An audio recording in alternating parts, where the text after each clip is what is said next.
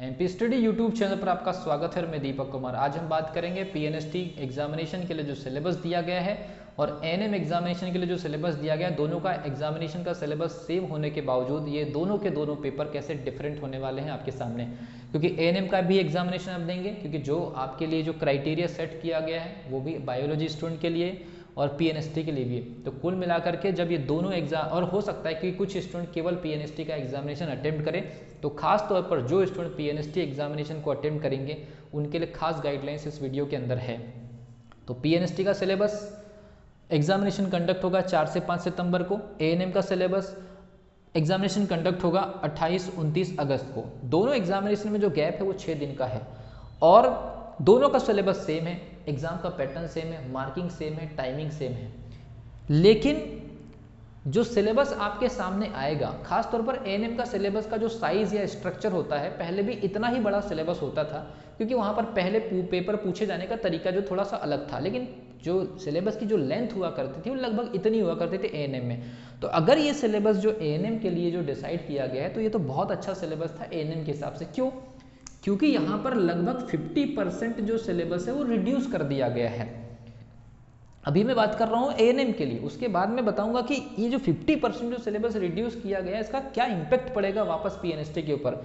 50% syllabus हम जो पढ़ते हैं 11th और 12th का पूरा physics, chemistry, biology, botany, zoology, English या जनरल नॉलेज, जनरल नॉलेज एक अलग मैटर, इस पर अलग से डिस्कशन करेंगे। तो 50% आपके सामने सिलेबस को रिड्यूस किया गया है। तो एएनएम के लिए ठीक है क्योंकि वहां पर जनरल फैक्ट पूछे जाएंगे।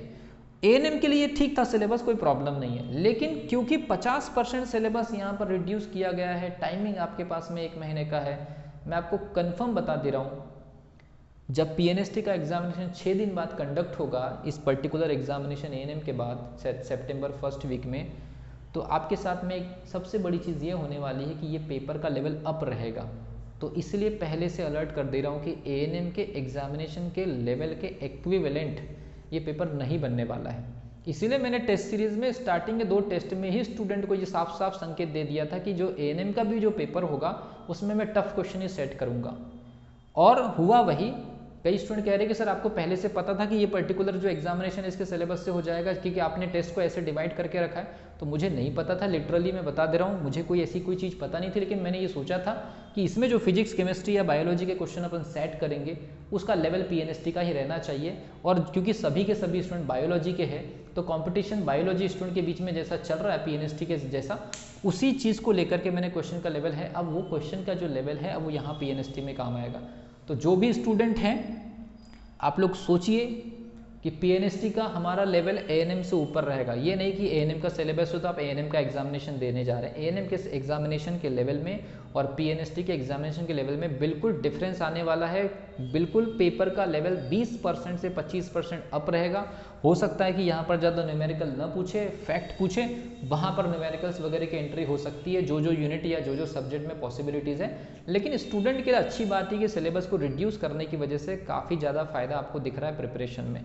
तो याद रखिए, फिजिक्स का, केमिस्ट्री का ये तो बिल्कुल क्लियर कट ही आपको दिख रहा है कि 12th क्लास का सिलेबस शामिल किया गया। बायोलॉजी में पहले बॉटनी, जूलॉजी हुआ करते थे, अब केवल बायोलॉजी, वो भी 12th का है। तो ध्यान रखिए आपके पास में अवेलेबिलिटी जो मटेरियल की है वो स्कूल की किताबों के लिए बहुत मैटर कर जाएगी। मैं इसके बारे में डिटेल में बात करूंगा अलग से।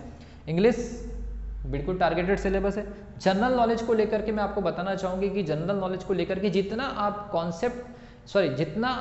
फैक्ट को रट सकते हैं, याद कर सकते हैं, उतना आपके लिए बेनिफिशियल होगा।